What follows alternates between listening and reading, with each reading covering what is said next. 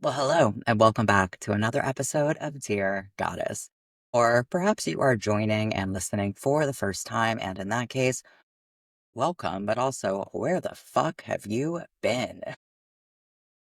I'm just playing. Everything is always happening in divine timing, which means not only did you discover the show exactly when you were meant to, but there are so many episodes waiting for you, not only as Dear Goddess, but also as Dear Dumb Bitch, which is how the show originated. And ultimately, we are always exactly where we are meant to be, or else we wouldn't be here. So I'm here, you're here, and in case you don't know, I am Kel Karuna. I am a spiritual mentor, life transformation coach, somatic healer, best-selling author, international speaker, host of the Dear Goddess podcast. I always feel like I'm just sharing my resume when I do this introduction thing. It's like, what else do?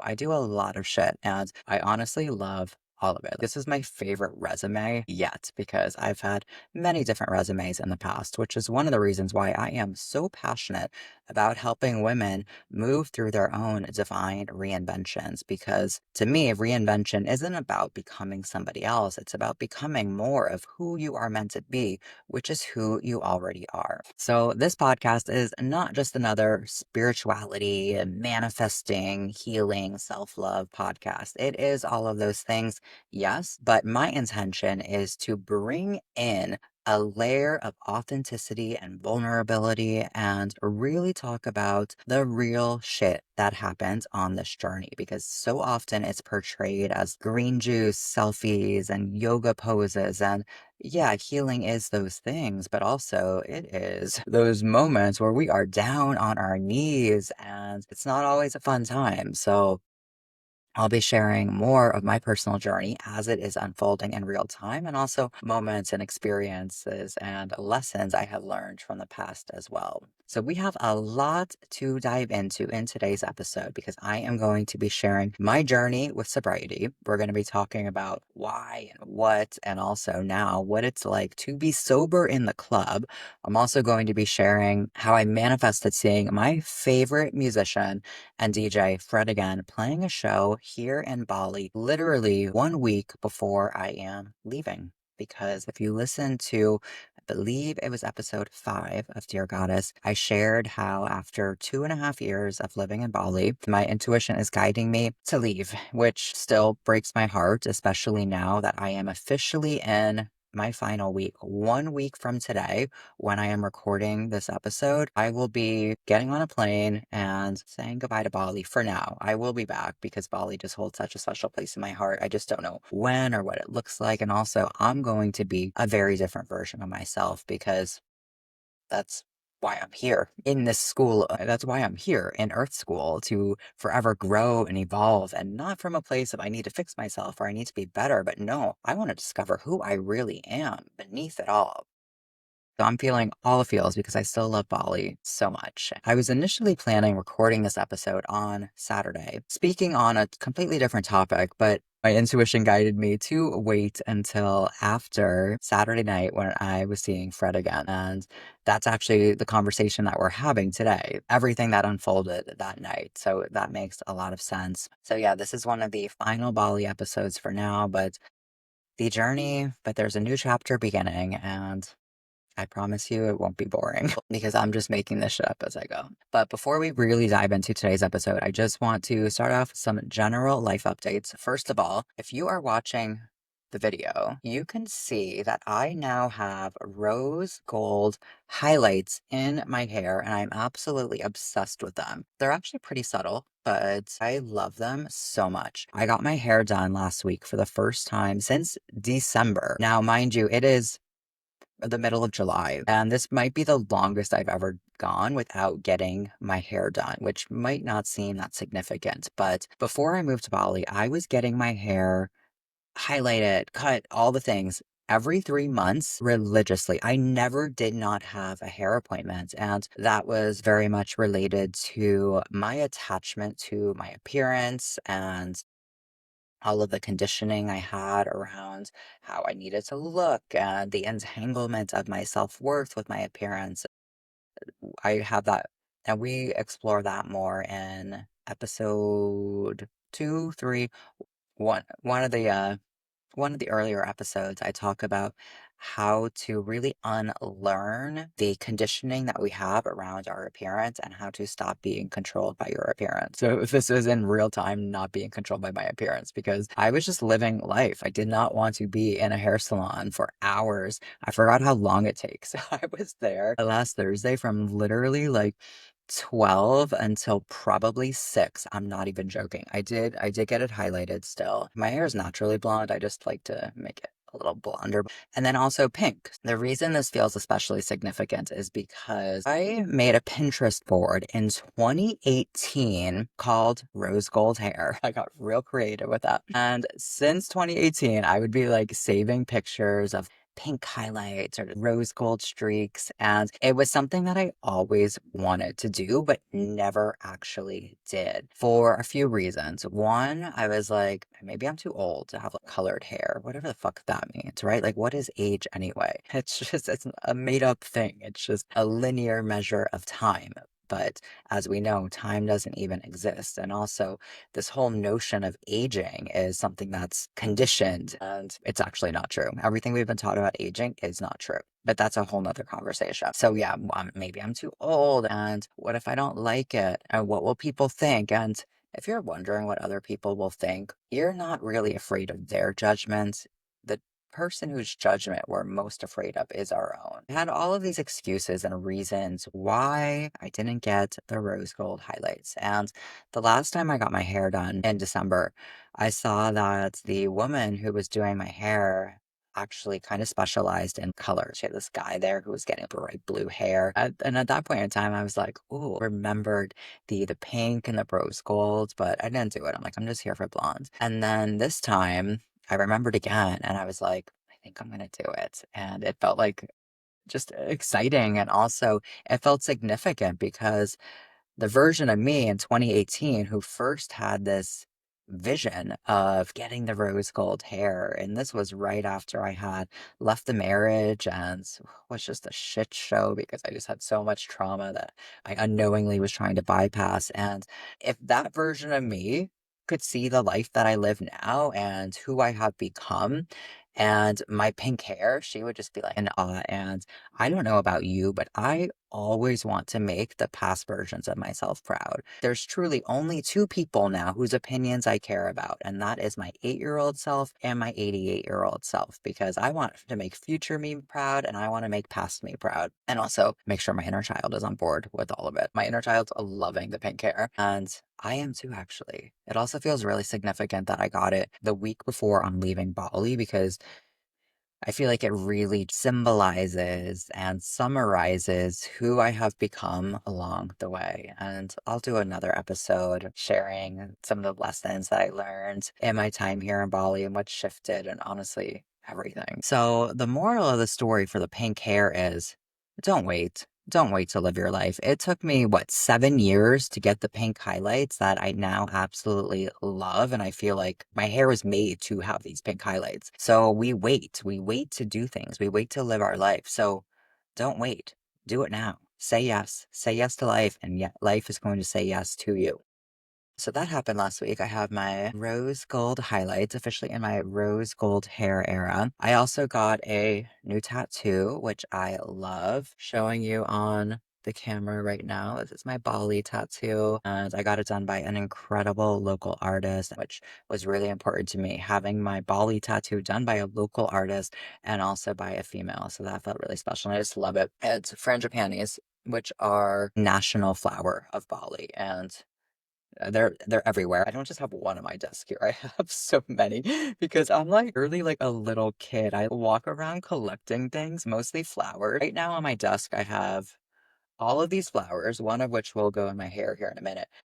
I have a whole piece of aloe that I got yesterday, just hanging out here. So in case you were wondering what's on my desk, I have like a garden and I love it. I just love flowers and connecting with nature. But I pretty much always have a frangipani flower in my hair, and I just really wanted to bring that with me. And for me, my tattoos all have so much depth and meaning to them and really just symbolize moments and memories and journeys and chapters and transitions. So this Bali tattoo is reminding me of who I have become and my gratitude to Bali for holding this space for my journey. And it also says terima kasih, which means thank you in Bahasa Indonesian. So I got my Bali tattoo. I also took some surf lessons with a new surf teacher, which was incredible. I did 3 lessons, 3 days in a row. By the third day, before I even got out in the water, just carrying my board, oh my goodness, my body was so exhausted from all of the paddling. And this surf instructor was so good. I had been taking lessons with pretty much only one teacher from January to June. And then I really felt called to try this other teacher who happens to be one of the best longboard riders in all of Bali. And longboarding is really the style of surfing that I want to learn. And I was following his Instagram and really, really appreciated how he teaches from what I could see. So I signed up for these lessons, had to wait a bit because he was booked out. And oh my goodness, incredible. Like, I learned so much about myself and the water and surfing in 3 days. And that might have been my last time surfing here in Bali because the waves are looking bigger this week and I still prefer baby waves. So that might be how I end my surfing journey here in this chapter of Bali, which it feels complete if I'm honest, even though on the third day it was not my best day for a few reasons. The waves were a little bit bigger, and also my body was so tired. Like, even paddling, I'm paddling, but I feel like I'm on a treadmill. I feel like I'm not actually going anywhere. So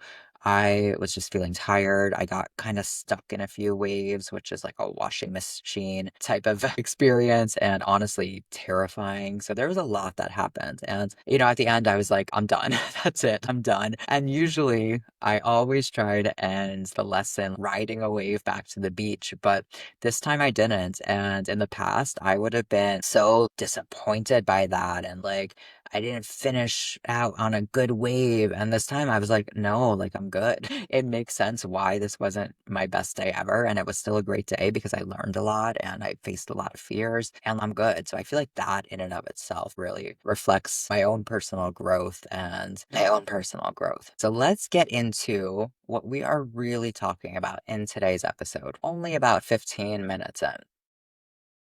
So I am going to be sharing my journey of sobriety with you. When I used to hear that word sobriety, I used to think it was something to describe people who stopped drinking because they had a problem with drinking, like substance abuse issues. I would think of Alcoholics Anonymous and the 12-step program and being sober, sobriety, that just felt like something that was describing someone who had some type of substance abuse with alcohol. And for me, I did not have a healthy relationship with alcohol. And I'm going to invite you to really reflect on your own relationship with alcohol in this episode. But I never really identified with the word sobriety. And here I am using it because when I really thought about it, it's like, no, I am choosing to be sober. I am choosing not to consume alcohol. And I'm going to be telling you why here in just a moment. But I want to start off by just sharing a little bit of my history and my relationship with alcohol. So, like many teenagers in high school, I started drinking and partying. And I don't really remember getting super drunk or wasted. Maybe I don't remember because I was blacked out. But yeah, I started drinking in high school, and I can remember taking vodka, sneaking vodka from my parents' liquor cabinet and keeping it in a water bottle and refilling it up with water. Like, they wouldn't notice. My parents never really drank a lot of liquor. My mom enjoys wine. My dad is a beer drinker, and my dad actually struggles with alcoholism and substance abuse with alcohol. And that has been a huge part of my journey. I didn't realize it until later on, and we'll get to that. So that was high school. And then college, oh my goodness, college was a huge party chapter for me. As I mentioned in the last episode, I shared a little bit of that as well. So definitely drank in college. Vodka Red Bull was my signature drink. And now just the smell of Red Bull makes me cringe. First of all, it's disgusting. Does anyone really like the flavor of Red Bull? I'm gonna challenge that. I used to drink not just vodka Red Bull, but just Red Bull in general and other energy drinks before I realized how toxic they are. They like straight chemicals. Those energy drinks are poison, and we drink them to feel energy. I mean, I used to do this too. I'm calling myself out. I didn't realize how much toxins I was putting into my body. And also, if we're really relying on things outside of ourselves for energy, we need to get curious and get honest with ourselves about the lifestyle that we're living and look at all levels of our being, our physical, emotional, energetic, our spiritual living, because there's something going on there. We aren't meant to be relying on external things for energy, and then we actually disconnect from our own energy supply. Another episode. But yeah, drank a lot of vodka Red Bull, also Jägermeister. That was like the standard shot. And if I even think about Jägermeister, the way my stomach turns. But yeah, definitely drank a lot. Also used a lot of drugs and just partied. Why? That's something I was actually reflecting on this weekend. We'll get to that. So then when I graduated college and got married, I would drink on occasion. The man I was married to didn't really drink that much. He was more into getting high, smoking weed, taking pills like Xanax and painkillers. So then I kind of just shifted into that. And I never really liked drinking that much. I mean, does anyone really like drinking? I challenge you. Like, what do you like about drinking? Let's just begin to get curious about this. And I'll be sharing more about my own reflections as this episode continues to progress. But what do you actually like about drinking? So we would have some wine and drinks if we like went out, but it was definitely not like an everyday thing. And then when I left the marriage and moved across the country, did the whole restart your life thing. Initially, I was not drinking at all. I mean, I was living with my sister and just trying to get my life together. And then when I thought I had my life together, I was living on my own and I would go out and party again. I forgot to mention the yacht party chapter. That was a big chapter in my life because summers in Seattle are incredible and boat parties are a thing. So the boat parties would involve drinking, cocaine, all kinds of fun things, which as I'm looking back, I'm like, was it really fun? Was I really having fun in those moments? My definition of fun has definitely changed and evolved over time, but what was fun? I'm not really sure if that was fun or just I thought it was fun. But I would drink and drink a lot. I never really drank every single day. I would just go out and party and drink a lot. And then when COVID happened, I would drink by myself, but it would be if I was doing a Zoom with friends and we were having a little girls' happy hour, or they had all of these virtual parties and DJs would play sets live, and I would like, drink for that and get high. Because for me, smoking weed was more of my thing. Used to get high a lot. I spent years of my life high. But drinking wasn't really something that I did every single day or on my own. It was more of a social activity for me. But I definitely had many, many moments. Can't tell you how many because I don't remember because I was literally blacked out. So in 2021, I decided to stop drinking completely cold turkey. And it really had nothing to do with my relationship with alcohol at the time. I stopped drinking initially for health purposes because I was having skin issues. I had developed psoriasis right on my face, and it was really affecting the quality of my life. Not so much because it was this big red patch right in the middle of my face. More so because it was so fucking itchy. It was like painfully itchy. And I had seen a dermatologist and they gave me cream, which literally did nothing. And I reached this place of desperation. So I'm like, researching ways to cure psoriasis and thinking maybe it has something to do with my diet. Maybe I have some type of intolerance or something. I found a naturopath, made an appointment with a naturopath, but the appointment was a couple months out because she was booked. And I share more about my health journey. I'm pretty positive in one of the Dear Dumb Bitch episodes. I'll link it in the show notes. If I didn't share my health journey, then I will record an episode because it's really powerful because so much of my journey with my health was realizing how much unprocessed trauma and suppressed emotions were being manifested in my physical reality, specifically in my body. I didn't know that at the time. but I'm researching ways to cure psoriasis. And one of the things that came up as a form of a treatment was this diet called the autoimmune protocol, the AIP diet, because psoriasis is not an autoimmune condition. And this diet protocol basically eliminates pretty much most foods. Like literally, I'm not even kidding. It's a very, very restrictive diet. It's not meant to be a long-term thing. But the intention is you remove these inflammatory foods, let your body just chill the fuck out and let the inflammation come down in your body. And then you reintroduce the foods to see which ones your body has a reaction to. So alcohol and coffee were restricted. So that's when I cut out coffee and stopped drinking alcohol. The coffee was way harder to stop than the alcohol. I was in a relationship at the time and he was really, really supportive, but we would enjoy going out and having tacos and margaritas together. So there was that bit of social aspect within the relationship, enjoying drinks together that I was no longer participating in. So that's when I initially cut out alcohol. Again, it had nothing to do with my relationship with alcohol or underlying factors to why I was drinking, to consciousness, to healing, nothing. I was just trying to get rid of the psoriasis on my face. And I did. The diet actually worked amazingly well for me, along with other lifestyle changes and naturopathic protocols from the doctor I was working with. But I also got stuck in the restrictive phase of the autoimmune diet. And that was when I was really restricted with my eating. There was a time where I was probably eating a variety of less than 10 foods. I'm not kidding. One of them was carrots. I ate so many fucking carrots. I turned orange. My hands were literally orange from eating so many carrots. My solution, eat rainbow carrots. Not, maybe let me think about the fact that this is a bit concerning. I'm eating so many carrots. I should maybe look at why and what's happening. No, my solution was eat rainbow carrots. But yeah, I spent a bit of my life orange because I ate so many carrots. So then I ended the relationship with that man, and we were together for a little over a year.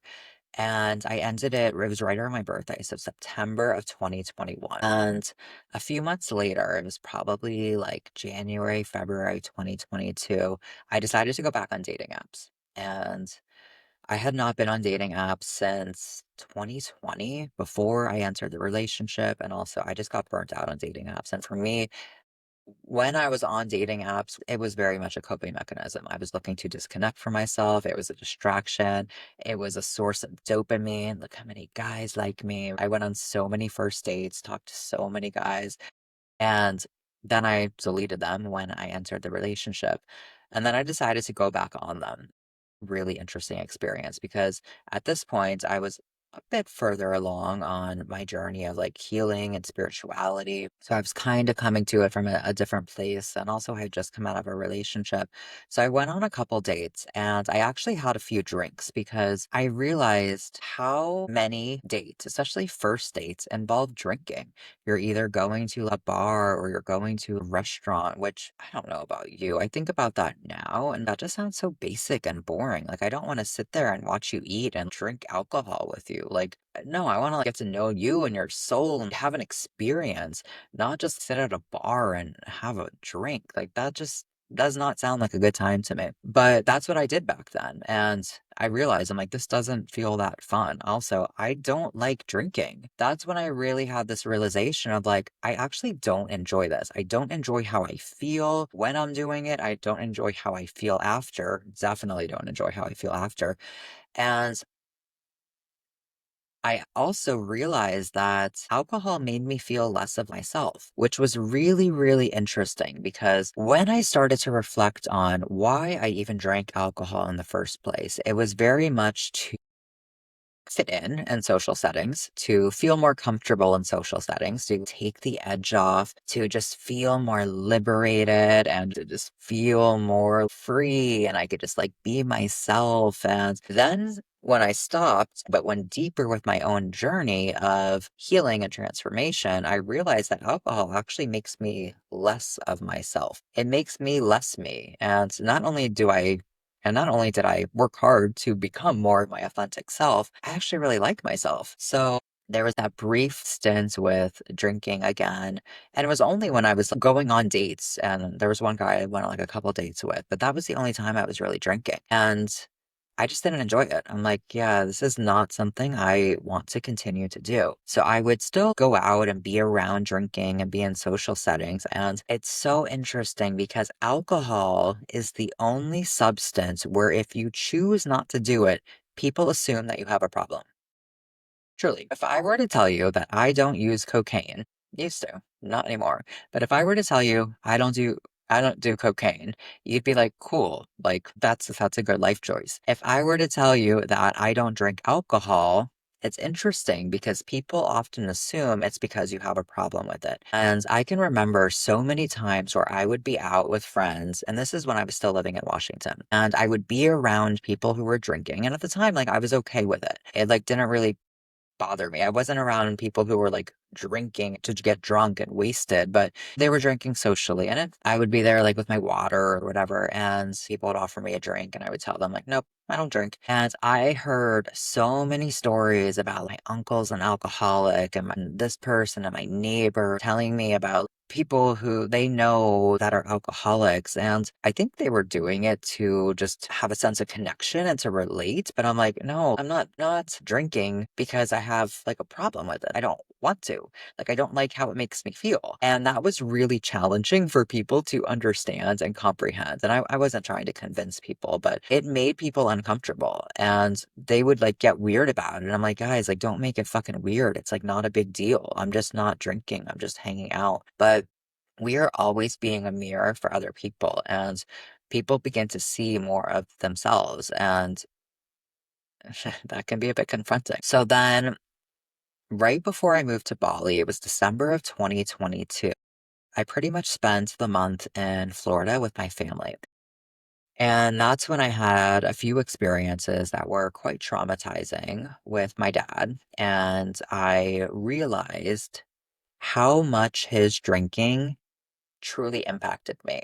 Now, I had memories of my dad drinking when I was a kid, but I never really realized how much that impacted me and how much that truly hurt me until December of 2022 when I basically re-experienced my childhood trauma in this present reality. And it was so triggering and I just felt my heart cracked open. And it was honestly, it felt devastating. It was such a challenging and painful experience to see my dad drunk and to see his behaviors and his mannerisms and to feel my own hypervigilance and the sense of hyper awareness and all of my childhood conditioning and wounding was brought up and it was really, really challenging. And that's when I realized, oh fuck, there's a lot here. So that added some additional spice, some additional flavor to my relationship with alcohol. So when I think about my relationship with alcohol, I was never really drinking for the right reasons. And I don't even know if there are right reasons when it comes to drinking alcohol. And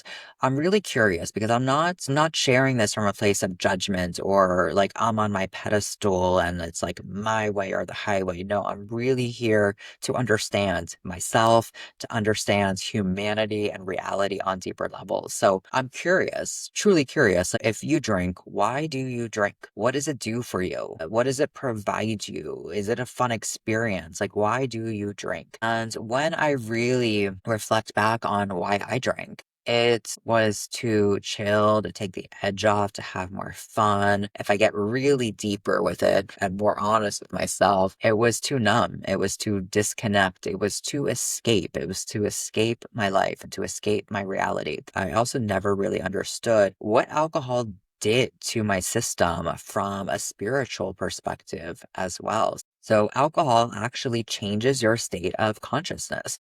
And I don't know about you. I have never made my best decisions when I am intoxicated. Never. That's not when I'm having the most beautiful conversations, the deepest connection.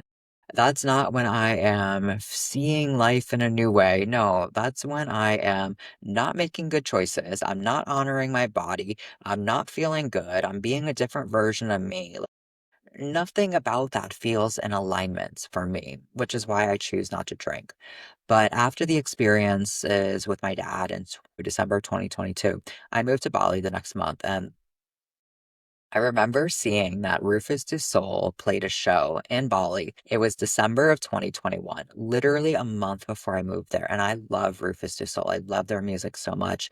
They're one of my soul artists, and their music has just touched my heart and soul in ways that I can't even describe. And for me, music is so powerful because it really allows me to feel emotions in deeper levels. And when I was first beginning my journey, I was so disconnected from myself and my emotions. And I would sit on the beach and listen to my soul artist and just feel for the first time. I actually have quite a few tattoos that are in reference to music from my soul artist. Quite a few tattoos related to Rufus' Soul, Porter Robinson, and Fred again. So I've seen all of them live, which is just like such a spiritual experience in and of itself. So I saw that Rufus Soul played a show in Bali like 1 month before I moved there. And I was like, that's annoying, but that's okay. They're going to come back. They're going to play a show, like calling that in. Thank you, universe. It's done. Honestly, I had the vision of Fred again coming to Bali, and I'm like, yep, it's happening. Like, it's already done. Fred again is going to play in Bali. It's going to be so great. It's going to be amazing. Now, mind you, the very last time I saw Rufus the Soul and Fred again, they played together. Oh my goodness. Talk about the best night of my life. Like, literally died and went to heaven. Not only did Fred again open up for Rufus the Soul, but they played at the Gorge, which is this insanely beautiful amphitheater in Washington. And it's out in nature, and there's like gorgeous like rocks. It's incredible. Like look up pictures of the gorge at sunset. Stunning. One of the most magical nights. There's actually a Dear Dumb Bitch episode where I'm sharing the recap of that experience. It's this venue in the middle of nowhere on in the eastern part of the state, and most people camp, and I wasn't really trying to camp, so I like literally slept in my car. Fred again and Rufus the Soul are the only artists that I would sleep in my car for. That was really when I planted the seeds of Rufus the Soul and Fred again are coming to Bali. So next year, January of 20, I saw that Rufus the Soul was coming back to Bali and playing at Sabaya, which is, according to their Instagram, the number one nightclub in all of Asia and the number six nightclub in the world. Talk about an accolade. So they were playing at Sabaya. So of course I got a ticket, and it was my first time going to Sabaya and also my first time going to a club in a long time. And I was not prepared for the experience at all. I was living in Ubud at the time, and Sabaya is in Uluwatu, which is a different part of Bali. And stayed there for the weekend, went to the Rufus de Soul show. And every time I had seen Rufus de Soul before, it was their own show. It was not a DJ set. So they're there on a stage making their own music. They have instruments, they're singing. It's a very different experience than playing a DJ set where they're mixing music. Now, they're incredible musicians, incredibly talented. So their DJ mixing skills are just phenomenal. But at the same time, it's a very different experience than seeing them actually like playing and making their own music. So I am doing the whole club thing, and I went with myself. I actually love going to shows with myself. It's fun going with other people and having that experience, but it's also really fun just going with yourself and just having the experience that you want. And usually magical things unfold because you're open to it all. I wore this like, dress and like little heels, and I was still wearing makeup back then.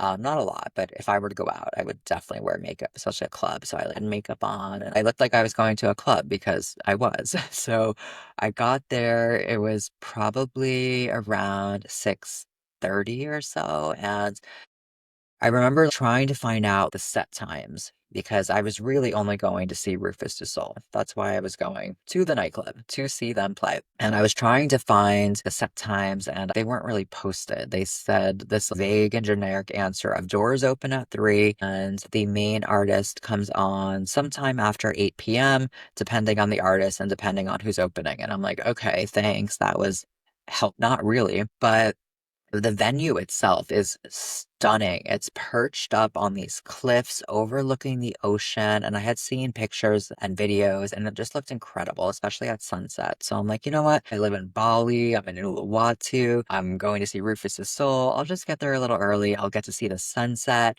I'll dance, and it's going to be great. So I'm there and it's beautiful. I'm waiting at the bar to get my water and I'm looking around and I see people ordering shots and all these drinks. And it was a little bit like, whoa, I forgot. Like that used to be me. I used to be the girl like getting the shots and taking the shots and shot in one hand, drink in the other. And that was my first time being around that. And I don't even know how long. And it was really shocking. I forgot that people drink to get drunk. And as I'm sharing this, I'm really not coming from a place of judgment. There is judgment involved at a different part in this journey that we're going on together. I'll tell you when I was in a place of judgment, but it was more so just this place of like, whoa, I forgot. And that was my first time really being in that type of setting where I was around people who were very intoxicated and drunk. And it was intense. It was just a lot. And I'm there in my club outfit, just trying to dance and have fun. And the night was just lasting forever because Rufus Du Sol did not come on at 8, like the customer service suggested. They did not come on at 9. They did not come in at 9:30. I was like, I think I'm gonna leave. Like, I'm pretty sure I'm going to leave because I don't think I could stay here a second longer. I'm not having a good time. And I actually give a whole recap of this experience in an episode of Dear Goddess. If you want to hear more about that, you can listen to that episode. But I ended up staying and I ended up seeing Rufus Du Sol and they were incredible and it was amazing. And I didn't stay till the very end because I'm like, I'm good. Like I had fun. And that was Sabaya. That was my experience at Sabaya seeing Rufus Du Sol. So fast forward to a few months ago. I saw that Fred again announced that he was going to be playing a show in Japan. And the moment I saw that he was playing a show in Japan, I knew he was going to come to Bali. You might be like, Japan, Bali. Yep, I just knew it. Especially because had also known that I would be leaving Bali at the end of July. So I'm like, okay, this is going to be close. Is he going to play after I leave Bali? Because that would be devastating, honestly. But I'm like, no, he is going to be playing a show in Bali while I'm still there. I knew it. And meanwhile, the only information I had was that he was going to be in Japan. And I'm like, no, he's playing a show in Bali. And that was it. I just knew it. And I completely detached from it. And that's one of the most important parts with manifesting and calling things in is detaching from the outcome. In the previous episode, I shared how it is our attachment to the outcome that's really keeping us from the outcome. It's the detachment that's so important. So then I don't know, a few weeks go by, and I think probably middle of June. Again, my upcoming departure of Bali is approaching, and a friend of mine, we're not like super close friends, but we're connected, and he knows how much I love Fred again. I'm pretty sure I introduced him to Fred again. I've introduced Fred again to many people. So he sent me this post from Sabaya where they were announcing the Fred Again show. And I was like, what? Like, oh my goodness, it's really happening. And I'm really grateful that he shared that post because I'm not sure I would have necessarily found out about the show when I did, which was just a couple days before pre-sale tickets went on sale.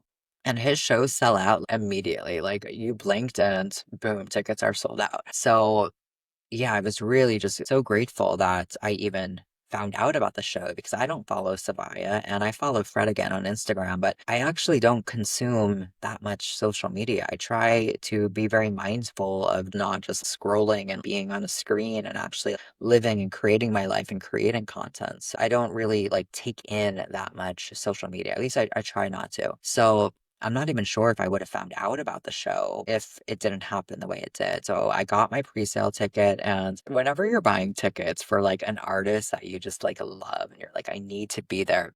It's such a rush being on the ticket site. Most of the time, there's some pre-sale link, and you're waiting in queue for your turn. And then it's like, am I gonna get the ticket? And always, I'm like, of course you're gonna get the ticket. Why wouldn't you get the ticket? And I have always gotten the ticket.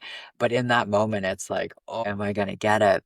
And then you get it, and it's like, and for Fred again, there were actually different tiers of tickets for the pre-sale, and they all had different pricing, starting at 2 million, not 2 million USD dollars, 2 million rupiah. And by the time I was able to get my ticket, it was like maybe the third or fourth tier. And I paid significantly more, which I was kind of shocked at the pricing of the tickets just because usually everything in Bali is less. I'm like, this is more than I paid to see Fred again in the US because I had seen him three times previously, and it should have been a fourth time, but my intuition told me not to go to that show, which talk about heartbreak. But I'm like, it doesn't even matter. If it was any other artist, I might be like, but Fred again, it doesn't matter. I need to be there. So fast forward to this past weekend, and I am currently living in Canggu. The show was at Sabaya again. I decided to just go for the night because I really didn't feel called to be in Uluwatu for the weekend. I just really wanted to be in my own space at all my favorite places for my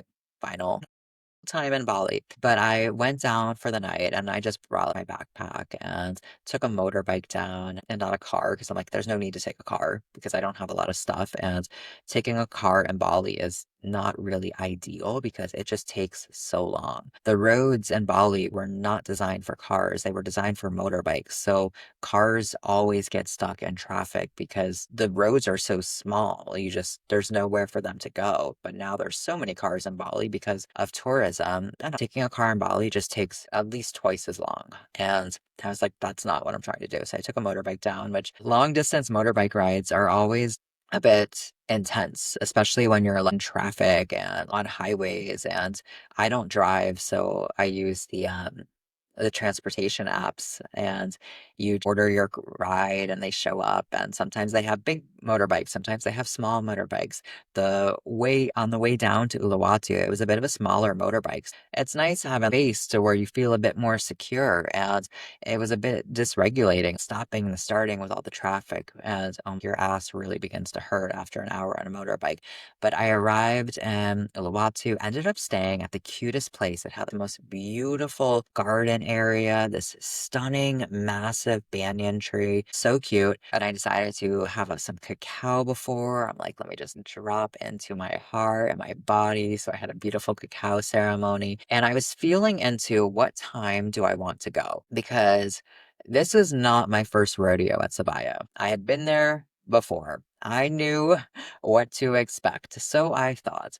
So this time I'm like, I'm not wearing heels. I'm gonna wear sneakers so I can just dance, and I'm just gonna wear something really comfortable because I'm going to dance. I'm going to just feel the energy of the music and to really just experience Fred again and all of his magic. So I'm like, I'm wearing sneakers. I actually wore the outfit I wore the second time I saw him back in 2022. I just cute little black biker shorts and this pink, it's like a neon pink, not quite fishnet, but mesh stretchy top.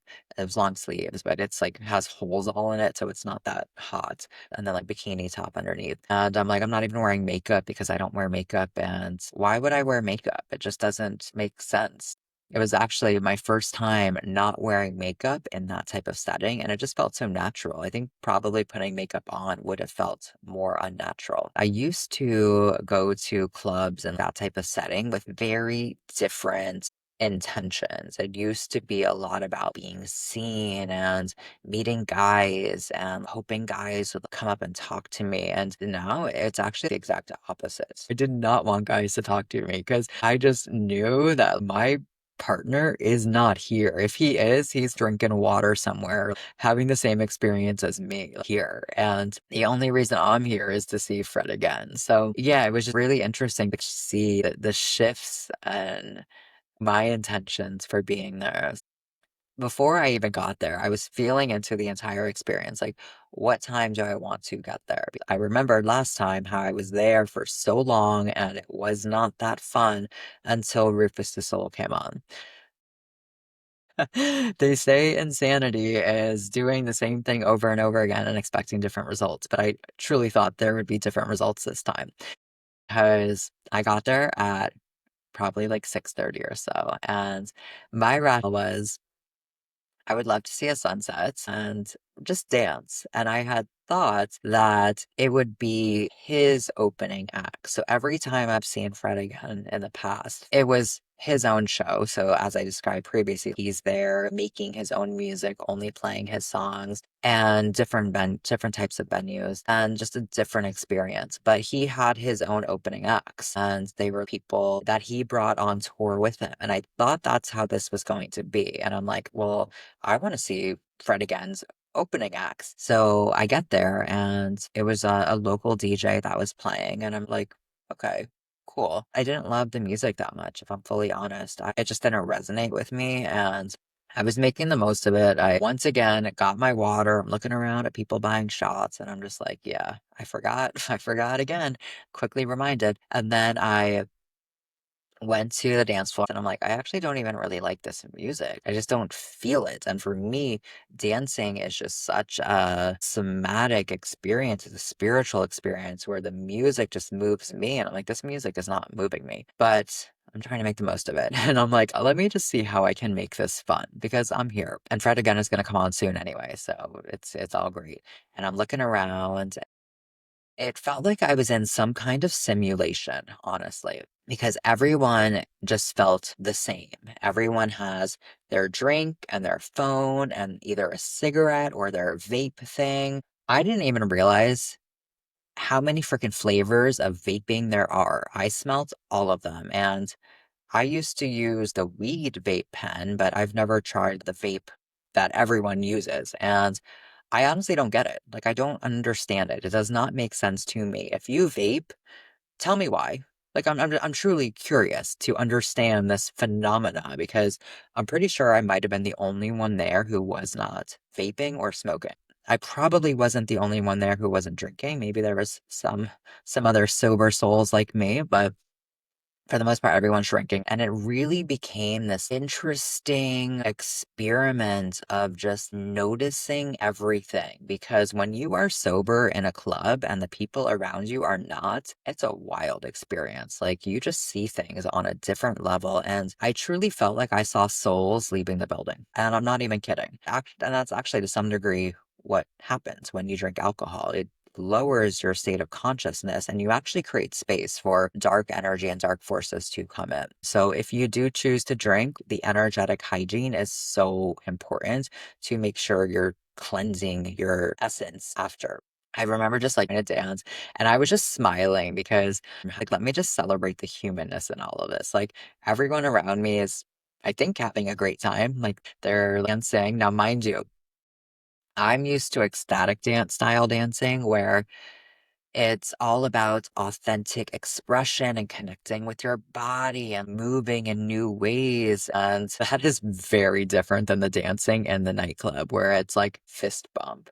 There's quite a few varieties of the fist bump. Saw them all. You got the standard fist bump, you got the couple fingers fist bump, you got the smacking back and forth, like you're like smacking the air, windshield wipers. There's a few variety of the fist bump. And in some defense, there's only so many dance moves that you can do when you're holding your drink, your phone, and your vape pen or your cigarette.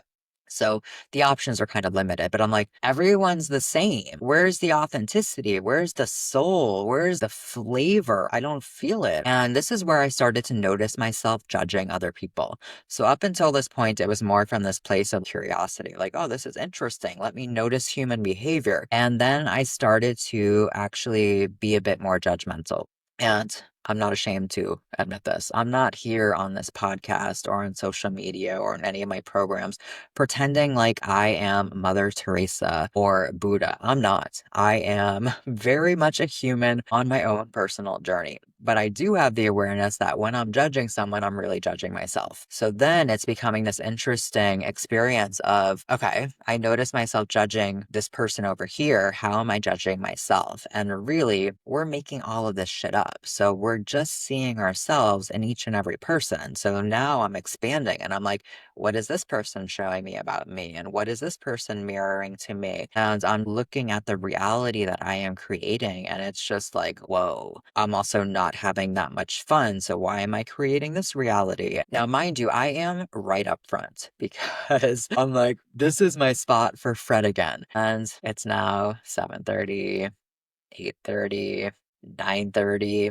Fred again is nowhere in sight. Pretty sure he was not in the building. I was wondering, like, is he even in Bali? Because I had seen on his Instagram stories that he was in an airport. And I'm like, what if his flight got delayed and he's not even here? So I am at this point beginning to enter Hell 2.0.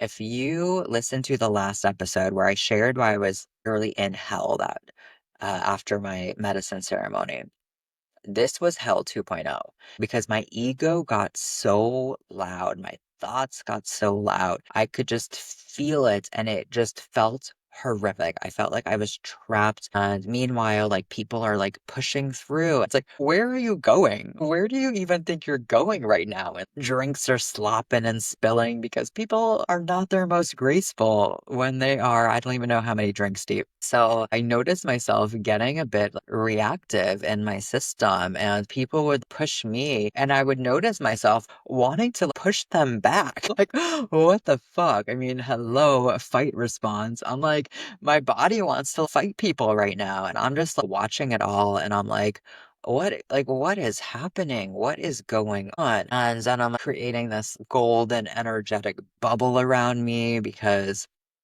it just felt like such a low frequency place, if I'm fully honest. Like the vibes were not vibing. And meanwhile, at the same time, I'm like, this just feels like such a low vibe, but I'm the one judging the vibe. So I'm actually also not in a good place energetically. It was just a lot of mirroring, a lot of seeing my own projections, and it was so unpleasant. It was truly not a fun experience, mostly because I made it that. Sure, not my ideal setting to be hanging out in. But at the same time, we're always creating our reality. So then I'm like, why am I creating this?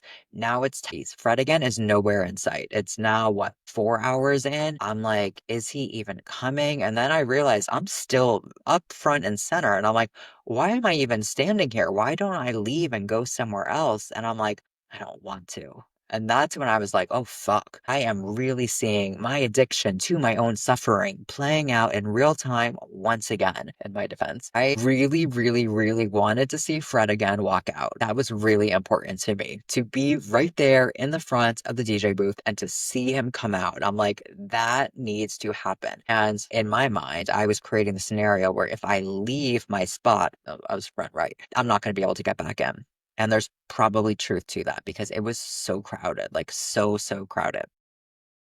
So now I'm literally in hell in my own mind because my thoughts are so loud. I could just feel all of like my program and conditioning. I don't even know how to explain it because it was just such an extreme experience and words just do not even give it justice. But I'm there and still coming in and out of like, I'm trying to have fun. I'm going to try to have a good time. And I'm creating all of this. Why is this the reality that I'm creating? And everyone else seems to be having fun. And again, I could move. Like I could move. I'm just choosing not to. And that's when the whole addiction to suffering came in. And then this group of people next to me, they're bumping around and bumping each other. And this girl gets bumped and she spills an entire drink. She just got it. Like the drink was full. She was pissed she spilled the drink, her new drink. I was pissed that she spilled it all over both of us. Now I have tequila in my hair, you know, my rose gold, beautiful highlighted hair. Yep, now has tequila in it all over my outfit. Like the smell.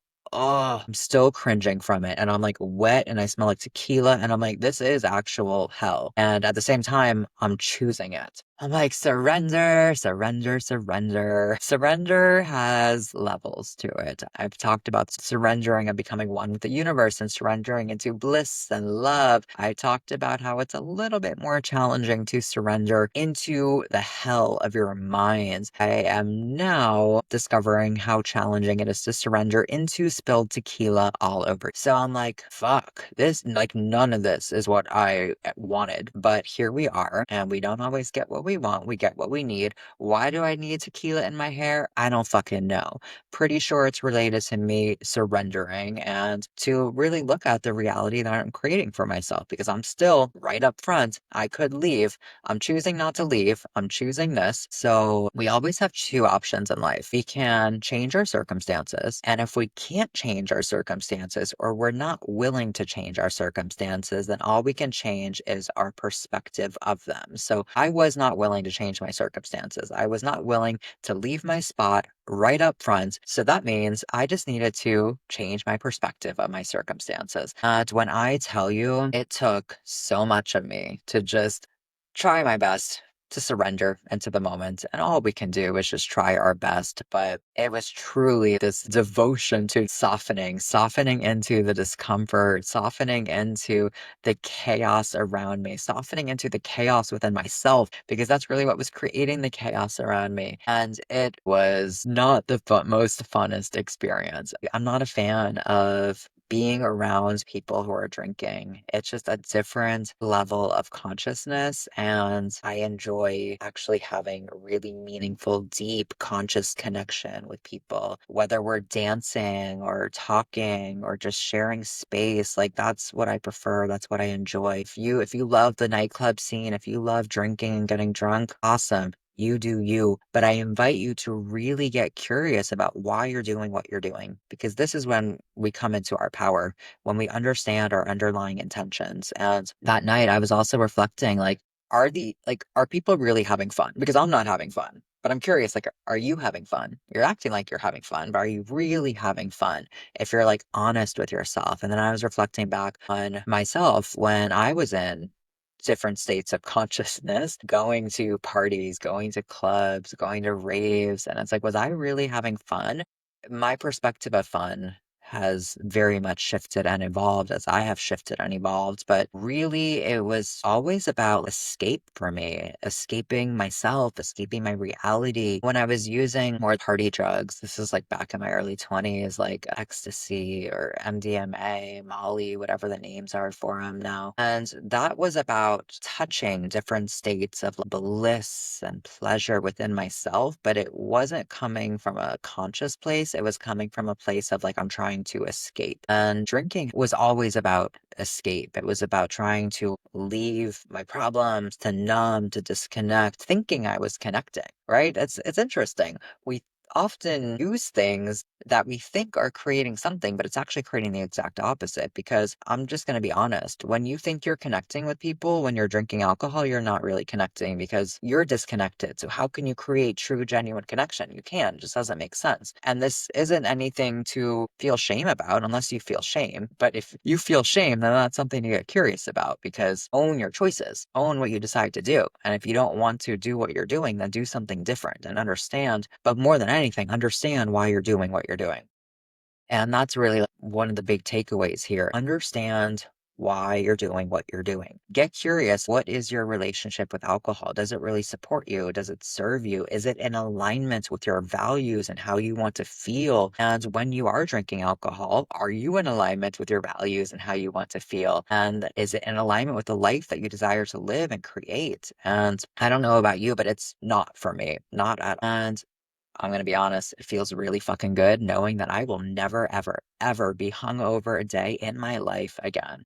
I just won't. And I love that for me. So I invite you to just get really curious about your relationship with alcohol and what you want your relationship to be like with alcohol. And more than anything, what you want your life to look like, because we have to make choices that are in alignment with the life that we want to live and choices that actually support us. So going back to the night at the club, sober in the club, it was a fucking journey. I literally felt like I was in a medicine ceremony minus the medicine, because I didn't take any medicine. I wouldn't take medicine and go to like a club like that. But I had such a profound experience. The whole next day I was like, I need to process this. That was a fucking journey. So there was so much that came up. Ultimately, I did reach this place of surrender. And then Fred again came on, and oh my goodness. First of all, I love him so much. I truly just love him and his music so much. And when he came on, the entire energy of the club shifted and changed. And also my energy shifted and changed. So of course I felt that shift, because we don't see the world as it is. We see the world as we are. everything shifted and changed. And it went from being the longest night in hell to just like time and space don't even exist. It doesn't matter that this person is here next to me, still slopping around, spilling their drinks, fumbling and bumbling, because I have yet to meet someone who's really drunk who is the most considerate and kind person. I mean, sometimes in the bathroom, you might meet that girl and you just have a drunk moment and you bond and you're like, sharing lip gloss. And it's like, I love you. Are you my new best friend? But like, for the most part, people aren't excessively considerate or conscious or aware of their environment and other people when they're drunk. But that didn't even matter. Like his music came on, and that's when I felt the energy just moving through me, and I could finally just dance, even though I had no space to dance. And I could just like feel it. And I went from being in hell to being in heaven. And I'm like, this could just last forever. Tequila in my hair and all. And it was so incredible. He played a DJ set, so he was just mixing music, but it was so, so beautiful. And I'm like, this is why. Like, this is why I stayed. Ended up staying in my same spot the entire time because initially I was like, I'll feel it out. I just want to see him walk out, maybe play a song or two, and then I could like leave and have more space to dance. If I'm not smashed up in the front, maybe I could go off into the side or something and have a little bit more space to dance. But no, it just felt so good being like right there in the front, in his energy and just feeling it all. And it was like nothing else mattered.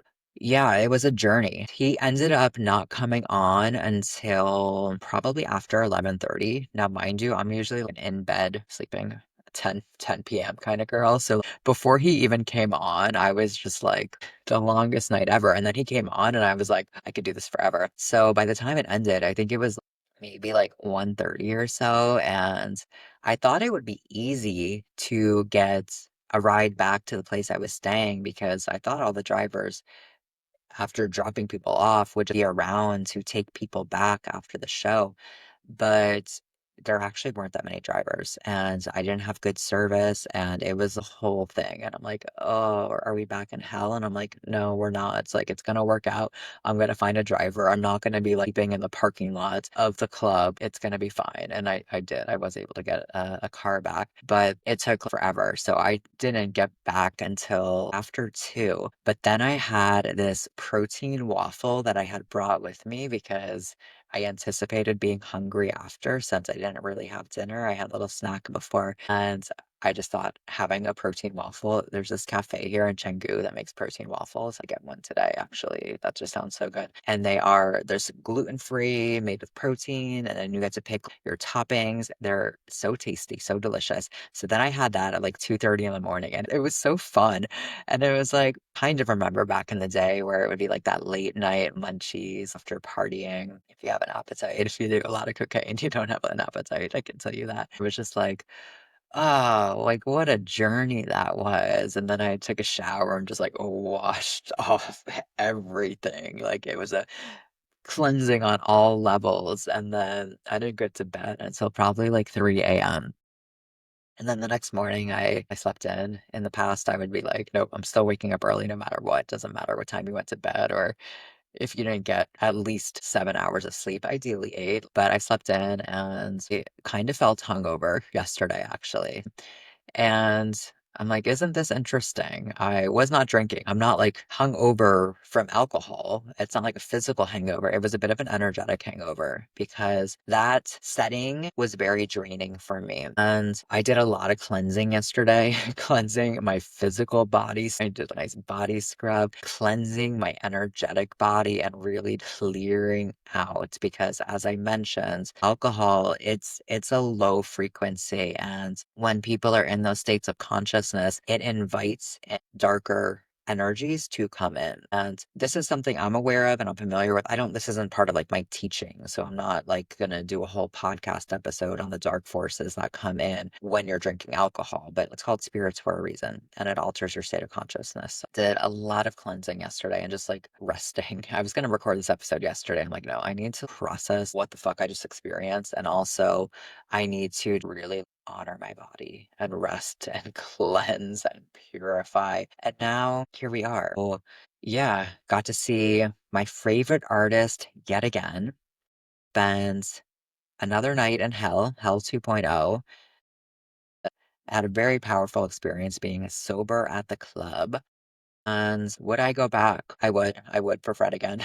I would walk to the depths of the earth for this man and his music. Yeah, I would. I would. I would bring more awareness to it and maybe not get there so early, but even going through hell was worth it. And honestly, it taught me a lot about myself. And there you reach a place on your journey, you reach a level of consciousness where every moment becomes a portal and an experience to learn more about yourself when you choose it. Because we can just project it back, we can make it about other people. And when you use each moment as an opportunity to see and discover more of yourself, life changes. So even though it was not a fun time for about 90% of the evening, showed me a lot about myself, and it brought up different things that I was still holding on to. And I got to see myself in new ways, and I got to rewrite some of those narratives and to really look at some of the programming that's still present. And that was really powerful. And those experiences don't always come when we're just like sitting around like kumbayaing. Sometimes we need to go through discomfort to actually learn. And pain and discomfort are our greatest teachers in life.